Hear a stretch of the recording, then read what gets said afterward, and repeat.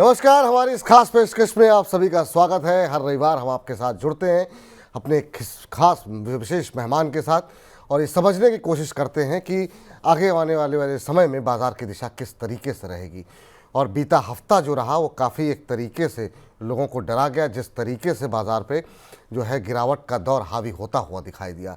पहले जो है चीन की तरफ से जो संकेत मिल रहे थे उसका असर देखने को मिला। उसके बाद ईरान इजराइल की जो जंग जिस तरीके से बढ़ती हुई दिखाई दी है उसके चलते हमने देखा कि गुरुवार और शुक्रवार को ज़बरदस्त बिकवाली देखने को मिली। और शुक्रवार को एक समय ऐसा लगा कि शायद बाज़ार संभल जाएगा, लेकिन ऐसा हुआ नहीं। और सबसे बड़ी जिम्मेदार इसके लिए रहे विदेशी निवेशक। विदेशी निवेशकों के आंकड़ों पर जरा एक नज़र डाल देते हैं कि किस तरीके से लगातार पिछले 3-4 कारोबारी सत्र के अंदर विदेशी निवेशकों ने जम करके बिकवाली की है। और करीब करीब जो है, अगर हम देखें ये आंकड़े आपको बता दें, ये गुरुवार तक के हैं और 3 तारीख को करीब 15,000 करोड़ से ज़्यादा की बिकवाली यहाँ पर की गई। 1 अक्टूबर को करीब 5,000 करोड़ से ज़्यादा की बिकवाली की गई। 30 सितंबर को करीब 9,800 करोड़ की बिकवाली की गई। 27 सितंबर को 1,209 करोड़ की बिकवाली की गई। और ये आंकड़े सिर्फ कैश मार्केट के हैं। तो विदेशी निवेशकों ने करीब 32,000 करोड़ की बिकवाली की है, जिसमें शुक्रवार के नंबर्स जो है वो शामिल नहीं है।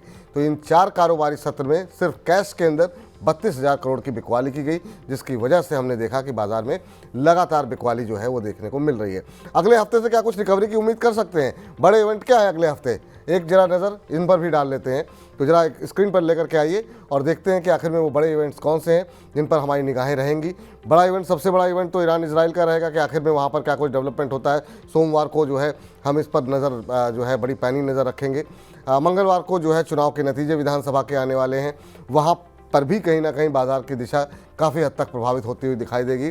बुधवार को आरबीआई की पॉलिसी है, वहाँ पर आरबीआई गवर्नर क्या कुछ कहते हैं रेट कट को लेकर के, उस पर भी नज़रें रहेंगी और बाजार भी कहीं ना कहीं प्रभावित होगा। और उसके अलावा जो सबसे बड़े नंबर्स आने वाले हैं वो है, आपको बता दें कि अब दूसरी तिमाही के नतीजों की शुरुआत हो रही है। टीसीएस के साथ शुरुआत होगी। नज़रें हमारी रहेंगी कि आखिर में दूसरी तिमाही के नतीजों से बाजार के लिए क्या कुछ संकेत निकल के आ रहे हैं। लेकिन अब सबसे पहले रूबरू कराते हैं हमारे आज के विशेष मेहमान से।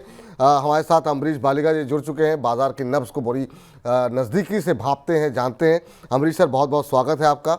और पिछली बार जब आप आए थे तो दर्शकों ने कमेंट्स में और बहुत सारी चीज़ों में आपके तारीफ़ों के पुल बांधे थे और लोग आपको सुनना चाहते हैं, आपकी बातों को ध्यान देना चाहते हैं। अब सर, अब आप ऐसे वक्त पर आए हैं जिस समय कि हम देख रहे हैं कि बाज़ार में डर थोड़ा हावी हो रहा है। एक तो ईरान इजराइल का युद्ध, दूसरा चीन में रिकवरी की उम्मीद से विदेशी निवेशक यहाँ बेच करके चीन में खरीद रहे हैं। आप कैसे देख रहे हैं इस बाज़ार को? क्या ये गिरावट जो बहुत लोग इंतज़ार कर रहे थे वैल्यूएशन को लेकर के कि बाज़ार में गिरावट आ सकती है, ये उतनी गिरावट है या आपको लगता है अभी बड़ी गिरावट आना बाकी है? नहीं, देखिए, यहाँ से और भी यदि गिरावट आती है एंड वो गिरावट आ सकती है only if there is a major escalation Iran Israel का, या दूसरे कुछ नेगेटिव न्यूज़ आते हैं और मार्केट यहाँ से और एक 1,500 पॉइंट्स गिरता है, तो शायद उसके बाद शायद पैनिक हो सकता है। क्योंकि तब तक एक्सपेक्टेशन है कि I mean we could see some sort of a bounce back, क्योंकि पहले भी लास्ट 2-3 साल में भी हम लोगों ने देखा है कि मार्केट करेक्ट किया है 5 to 7%, पर वहां से अच्छा खासा बाउंस बैक दिया है। पर इस बार एक जो डिफरेंस मुझे दिखाई दे रहा है, specially in the I mean the behaviour of investors, कि इस बार काफी पोर्टफोलियोज नेगेटिव में है। ऑल्दो एक महीने में हम लोग देखा है कि markets are touching new highs before ये I mean this fall started. उस वक्त भी markets new new high touch कर रहे थे, पर पोर्टफोलियोज नेगेटिव में थे, क्योंकि काफी ऐसे सेक्टर्स और स्टॉक्स थे जहां पे हम लोगों ने देखा है कि पहले काफी अच्छा मोमेंटम था, पर लास्ट 4-5 महीनों में हम लोगों ने काफी अच्छा करेक्शन देखा है। फॉर एग्जांपल डिफेंस, जो मैंने 10 से 15 गुना हो चुके थे स्टॉक्स, पर लास्ट 2-3 महीनों में हमने देखा है कि करीब 30-35% का करेक्शन आया है और काफी पोर्टफोलियोज में इस टाइप के स्टॉक्स हैं। तो पोर्टफोलियो में अंडर परफॉर्मिंग, तो सेंटिमेंट थोड़ा बहुत हिल गया था even before the market started falling because of the Iran like Israel issue. तो उतना लिक्विडिटी शायद अभी नहीं आ रहा है जो पहले आ रहा था, एंड बिकॉज ऑफ विच जब एफआईआईज ने इतना बेचा है, उस वो मैंने I mean like there wasn't enough liquidity to support that selling. तो इसीलिए हम लोगों ने देखा है कि काफी अच्छा भी करेक्शन आया है। पर मैं फिर से बोलूंगा कि नेक्स्ट वीक काफी हैवी वीक है as far as news flow are concern. Most important है, मंडे को फर्स्ट एनिवर्सरी है इसराइल अटैक का। तो हम लोग को देखना पड़ेगा कि अगर if there is any sort of a reaction of Israel to जो भी अभी तक अटैक हुआ है ईरान का, I mean like what sort of reaction comes from there. Earning शुरू हो रहे हैं, इलेक्शन के रिजल्ट्स हैं, मॉनेटरी पॉलिसी है, तो काफी न्यूज़ फ्लोज आने वाले हैं next week. So I think it complete depend on that. पर इतना ही याद रखना पड़ेगा कि यहाँ से और एक 1000 पॉइंट यदि निकलता है then I think one needs to be very very cautious, क्योंकि वहां से पैनिक शुरू हो जाएगा, तब तक शायद सेंटिमेंट होल्ड करे। यहाँ से 1000 अंकों के आसपास की गिरावट बाजार में पैनिक ला सकती है। हालांकि बहुत सारे जो कि हमारे जो कॉलर शो रहते हैं उसमें अभी जो हमारे तमाम दर्शक हैं वो पैनिक में दिखाई दे रहे हैं उनके सवालों के माध्यम से, क्योंकि ख़ासतौर से पीएसयू जैसा आपने जिक्र किया, बिल्कुल डिफेंस में जो है लोगों को काफ़ी पोजीशन फंसी हुई है, रेलवे में फंसी हुई है, इवन पावर पीएसयूज़ में फंसी हुई है, बैंकों में फंसी हुई है। ये वो ऐसे 3-4 सेक्टर हैं जहाँ पर कि रिकवरी नहीं आई उस तरीके से, तो यहाँ पर निश्चित रूप से लोगों की लिक्विडिटी फंसी हुई है सर। लेकिन ये जो एफआईज की बिकवाली है इसको किस तरीके से आप देख रहे हैं? लोग जरा एक बार जरा दिखाइए कि चाइना और भारत के बाज़ार में किस तरीके से हमने देखा पिछले 3-4 दिनों के अंदर स्थिति देखने को मिली है। पिछले एक हफ्ते के अंदर पूरी तरीके से आउट परफॉर्मेंस दिखाई है चाइना के मार्केट ने, और ये दिखा रहा है कि भारत से पैसे निकल करके वो चीन के बाज़ार में गए हैं। जिस तरीके से उन्होंने पिछले एक हफ्ते में करीब 21-21% का रिटर्न देखने को मिला है, जबकि भारतीय निफ्टी ने करीब 3.25% का नेगेटिव रिटर्न दिखाया है, जिसमें कि शुक्रवार की गिरावट शामिल नहीं है। एक महीने में 17% से ज़्यादा का रिटर्न जो है वो चाइना ने दिखाया है, और हम ऑलमोस्ट फ्लैट रहे हैं। हाँ, अगर पूरे साल की बात करें 2024 की अभी तक, तो वहाँ पर ज़रूर जो है हमने देखा कि निफ्टी ने आउट परफॉर्मेंस दिखाई है। 12-12.5% का रिटर्न है चाइना का, जबकि हम 16.25% के रिटर्न के आसपास अभी हैं। सर, यहाँ से निकल करके पैसा चीन में जाने की कोई खास विशेष वजह? क्या भारतीय बाजार महंगे लग रहे हैं? चीन में निश्चित रूप से काफ़ी सारे रिलैक्सेशन दिए गए हैं, लेकिन भारतीय बाजार से क्यों निकाल जी भारतीय बाजार से क्यों पैसे निकल रहे हैं? नहीं, देखिए एफआईआईज उतने पॉजिटिव नहीं थे भारतीय मार्केट पे, फिर भी थोड़ा बहुत इन्वेस्टमेंट आ रहा था। लास्ट थोड़े महीने में हमने देखा है कि यहाँ पे फंड्स आ रहे थे as compare to the last 1.5-2 years, जब हमने देखा कि उन्होंने बेच के निकल गए थे। पर अभी लास्ट एक हफ्ते 10 दिन में आई think it's becoming quite clear कि चाइना में शायद रिकवरी होगी, और उसके कारण ही हम लोग देखा कि the Chinese markets have recovered quite sharply, और ये है because of the FI investments जो वहाँ गया है। और नॉर्मली जब भी जियोपॉलिटिकल इश्यूज होते हैं, जो I mean what we are seeing right now, I mean specially I mean funds move out of the emerging markets into developed markets. पर यहाँ पे I mean that is one issue कि emerging market से पैसा निकल रहा है। और दूसरा जो कारण है, I mean I think FIIs are clearly expecting the Chinese markets to perform very well, तो उस हिसाब से funds are also go to China. So I think it's a double whammy as far as India is concerned. तो इस वजह से भारतीय बाज़ारों से जो है वो पैसे निकलते हुए दिखाई दे रहे हैं। अभी के लिए क्या, अगर कोई, जैसा आप 1000 पॉइंट की बात करते, घबराने की स्थिति है सर? क्या घबराना चाहिए, या थोड़े थोड़े पैसे बाज़ार में निवेशित करते रहना चाहिए? बहुत लोग तो ये भी कह रहे हैं कि हमारे पास पैसे नहीं है, क्योंकि जो सवाल आते रहते हैं उस पर कह रहे हैं कि सर अब मेरे पास एवरेजिंग करने तक के पैसे नहीं है, क्योंकि काफ़ी पैसे जो है उन्होंने निवेशित वो ऑलरेडी हैं। आप क्या सलाह देंगे इस समय निवेशकों को? नहीं, देखिए लास्ट इतने महीनों में मैं बताते आ रहा हूँ कि मार्केट्स आर एक्सपेंसिव। आपने काफी प्रॉफिट्स बनाया है तो you should book profits and take some money home. Liquidity रखना चाहिए। तो यदि आपके पास लिक्विडिटी है अभी, तो मुझे लगता नहीं है कि घबराने का कोई ज़रूरत है, because these things are normal in the market. क्योंकि काफ़ी करेक्शंस आते हैं, corrections actually give you an opportunity to buy. तो यदि आपके पास काफ़ी अच्छा लिक्विडिटी है, फॉर एग्जांपल जो मेरे सब्सक्राइबर्स हैं, मेरे क्लाइंट्स हैं, उनके पास करीब 40% टू 50% का लिक्विडिटी है एज ऑफ नाउ, तो उनको मैं बता रहा हूँ कि एटलीस्ट इन्वेस्ट अबाउट 3 to 4%, माने 10% of the liquid which you have, वो अभी इस लेवल पे इन्वेस्ट कर सकते हैं। पूरा तो इन्वेस्ट नहीं करना चाहिए, जैसे कि मैंने कहा है कि यहाँ से और भी गिरता है तो शायद पैनिक हो जाएगा, तो I think that will give you a much better opportunity. पर अभी करीब 1000 पॉइंट्स गिरा है टॉप से, 1200 पॉइंट्स गिरे हैं टॉप से, तो I think it's an opportunity to I mean invest to a certain extent. तो 3 to 4% ऑफ अपना लिक्विड जो है वो हम लोग अभी इन्वेस्ट कर रहे हैं इस लेवल पे। ठीक सर। चलिए, आप कुछ एक सेक्टर्स पे बात कर लेते हैं सर। अभी की जो सिचुएशन है उसमें क्या लग रहा है आपको कि आईटी में चूँकि अब नतीजों का दौर शुरू होने वाला है, टीसीएस के रिजल्ट्स हैं नेक्स्ट वीक, क्या आईटी में पोजीशन बनाई जा सकती है जो मौजूदा स्थिति को देखते हुए, या अभी आपको लगता है कि एक बार नतीजे आ जाएं उसके बाद से निर्णय लेना आसान रहेगा? नहीं, देखिए आईटी में तो क्लियरली ग्रीन शूट्स हैं जो हम लोग ने लास्ट क्वार्टर के रिजल्ट्स और मैनेजमेंट कमेंट्री से देखा है कि ग्रीन शूट्स तो क्लियरली है। IT should perform well, no doubt. And I think इस क्वार्टर के भी अर्निंग्स शायद सरप्राइज करेंगे ऑन द पॉजिटिव साइड, तो श्योरली आईटी में इन्वेस्ट करना चाहिए। पर looking at the way the markets are, यदि मार्केट्स गिरते हैं तो IT will not move against the market और शायद ऊपर नहीं जाए यहाँ से बहुत ज्यादा इन केस द मार्केट्स फॉल। तो इस लेवल पे तो श्योरली थोड़ा बहुत इन्वेस्ट करना चाहिए। Then based on the market condition, the way the stocks move, शायद I mean further investment I think I should wait for a while. पर आईटी इज वन स्पेस जहाँ पे I think it should be on the radar for investment. बिल्कुल, तो निवेश के लिए IT शेयरों पर नज़र रखनी चाहिए। हाँ, अगर बाजार गिरता है तो हो सकता बिल्कुल बाजार के विपरीत जाके परफॉर्मेंस नहीं रहेगी, लेकिन जो तिमाही नतीजे आएंगे वो बेहतर रह सकते हैं, उम्मीदों के से बेहतर रह सकते हैं, ऐसा मानना है अमरीश जी का।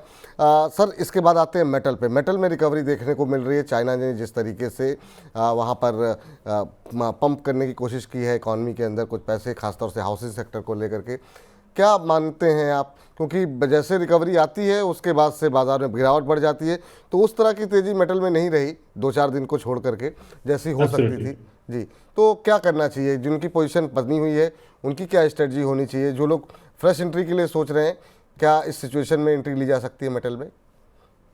मैं तो बोलूंगा metals are looking slightly bullish, क्योंकि जैसे कि आपने राइट कहा कि in case the Chinese economy improves clearly metal prices तो श्योरली बढ़ेंगे। And I think clearly the market also is expecting that.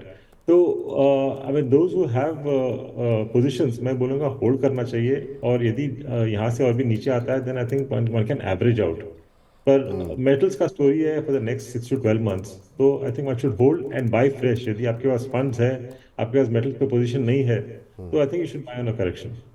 इसमें बहुत लोगों के सवाल आते हैं सर कि मेटल में अगर ख़रीदना हो तो स्टील खरीदें, कॉपर खरीदें, जिंक खरीदें, या सबके लिए एक ही जैसा व्यू रहेगा? पीएसयू खरीदें या प्राइवेट कंपनियों में फोकस करें? उस पर कोई टिप्पणी करना चाहेंगे सर आप? देखिए मेटल्स में तो मैं क्लियरली टाटा स्टील पे काफी बुलिश हूँ। मुझे लगता है कि we could see levels of about 220-230, तो which is a decent return from here. तो वो एक स्टॉक लेना चाहिए at even the current levels और ऑन अ करेक्शन। दूसरा जो स्टॉक है Hindalco, I think one should be looking at that. और जो थर्ड है which again is PSU, NMDC, I think at these levels can be what.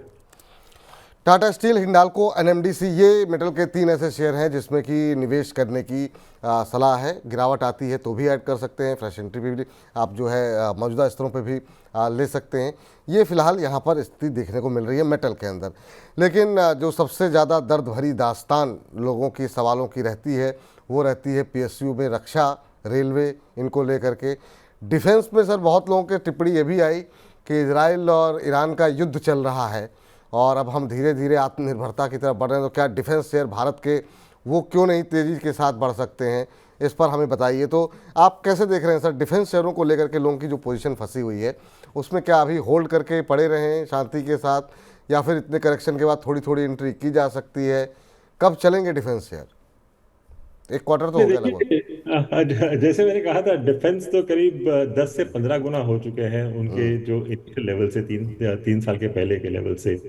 Performance wise देखें तो performance has improved by 3 to 4x। तो ये जो चले हैं काफी आउट परफॉर्मेंस दिखाया है। और जो ऑर्डर्स आए थे काफी अच्छे ऑर्डर्स आए हैं, और शायद आते रहेंगे आगे जाके। But then this is already discounted in the stock prices. जो डिस्काउंट नहीं हुआ है वो है एग्जीक्यूशन, और एग्जीक्यूशन रिस्क काफी बड़ा है। अभी भी हम लोग सुन रहे हैं, I mean even as of yesterday HAL के बारे में आया है that I mean the army and the air force, in fact उनको डर है कि I mean the sort of supplies which are promised वो शायद टाइमली नहीं आए। तो like clearly they are saying that there should be more number of suppliers. तो ये जो रिस्क है as far as the defence stocks are concern, ये ऑलरेडी प्राइस्ड इन नहीं है। अभी शायद यहाँ पे और भी हम लोग करेक्शन देखेंगे।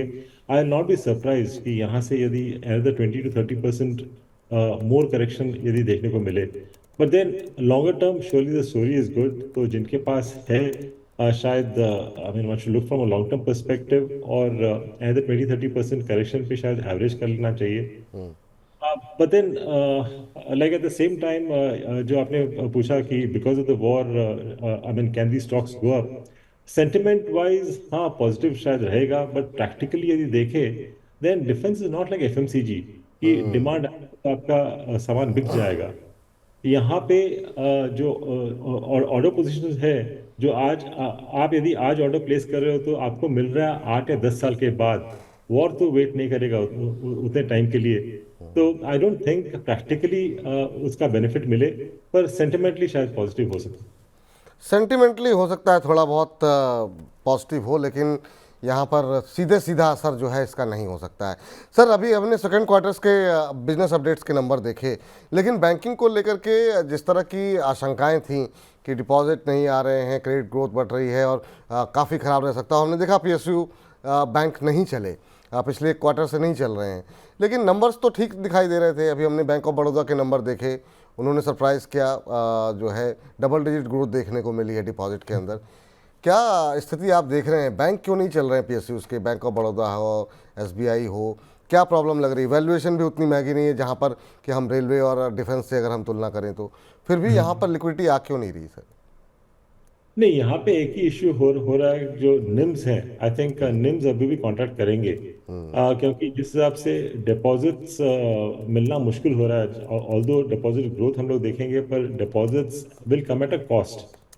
तो वो cost I mean they are not able to I mean get that gap, इसीलिए जो निम्स है I think that will contract. तो ये एक डर है as far as the banks are concern. और शायद जो जो जो पॉकेट्स हैं जहाँ पे इश्यूज हो सकते हैं, I think that be more on the micro finance and the personal loan side, क्योंकि वहाँ पे काफ़ी इंक्रीज हुए हैं personal loans as well as gold loans and I mean the credit cards के जो क्रेडिट साइकिल्स है वो भी शायद वो भी काफ़ी बढ़ गए हैं। तो RBI also is quite worried as far as this is concern. तो शायद वहाँ पे इश्यूज हो सकते हैं। ठीक सर, तो बैंकों से जिनके पास हैं वो क्या करें, अभी होल्ड करके रखें फ्रेश एंट्री के लिए? क्या अभी बैंक सही नहीं है? बैंक शायद फ्रेश एंट्री के लिए सही नहीं है। I think we could see some more correction जब लाइक अर्निंग्स आएंगे इनके। आई थिंक बॉटम लाइन में थोड़ा बहुत इश्यू हो सकता है। तो I think one should wait for the earnings, उसके बाद ही लेना चाहिए। ठीक। प्राइमरी मार्केट में हमने काफ़ी हलचल देखी सर, और अब तो ऐसी सिचुएशन आ गई है कि हर आईपीओ जो है वो पहले दिन ही मतलब जो है ओवर सब्सक्राइब हो जाता है, और काफ़ी सारे शेयरों की काफ़ी अच्छी लिस्टिंग भी रही। हाल फिलहाल में बजाज हाउसिंग ऐसी लिस्टिंग रही जिसकी हर तरफ चर्चा होती हुई दिखाई दी। अब हुंडई, स्विगी जैसे बड़े नाम जो है आईपीओ मार्केट में आ रहे हैं। आप कैसे देख रहे हैं प्राइमरी मार्केट की हलचल को?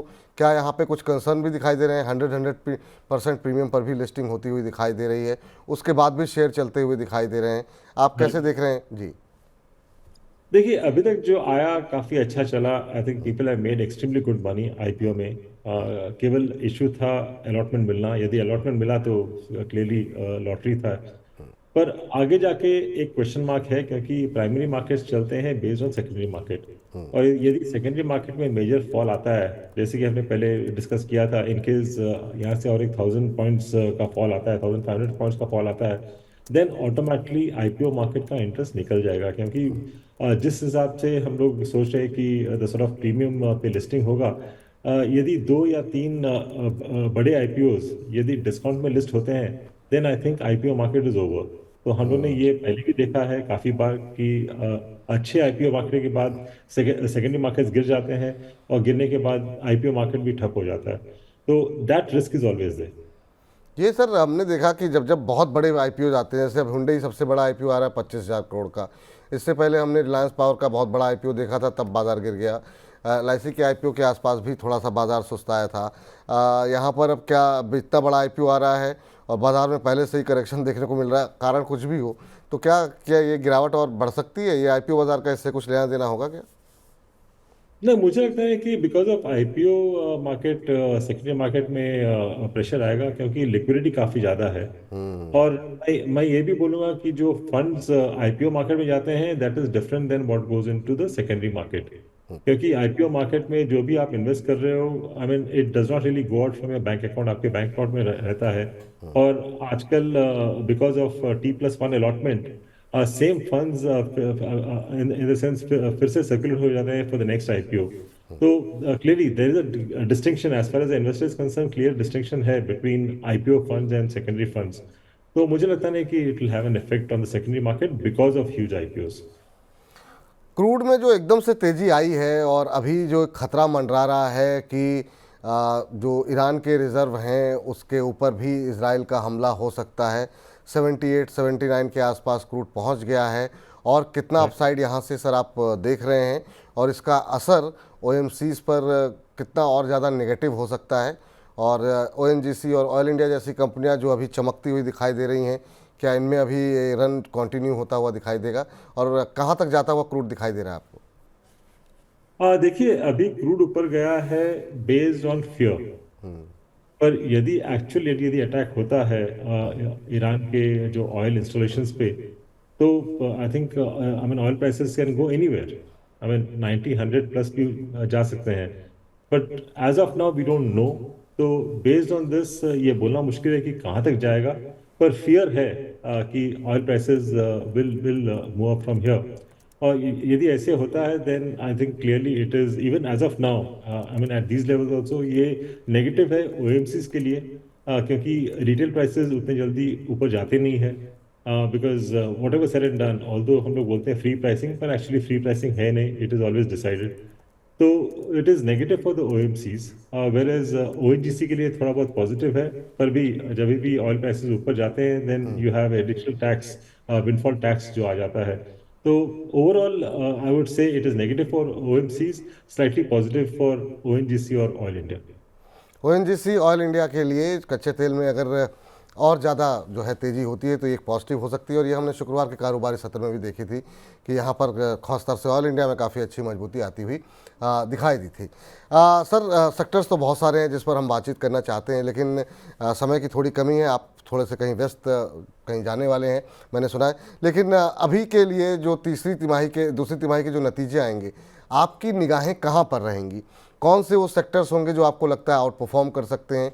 कहाँ पर ऐसा आपको लग रहा है कि नहीं, पोजीशन थोड़ी थोड़ी करके अगर बनाई जाए दूसरी तिमाही के नतीजों को सिर्फ ख्याल में रखते हुए, तो कहाँ पे आपकी नज़रें रहेंगी? देखिए, एक स्पेस जो हम लोग ने ऑलरेडी डिस्कस किया, आईटी, वहाँ पे शायद आउट परफॉर्मेंस मिले हम लोग को। फार्मा है दूसरा सेक्टर, फार्मा हेल्थ केयर, शायद यहाँ पे थोड़ा बहुत आउट परफॉर्मेंस मिले। और एक सेक्टर जो मैं क्लोजली वॉच करूँगा वो है एफएमसीजी।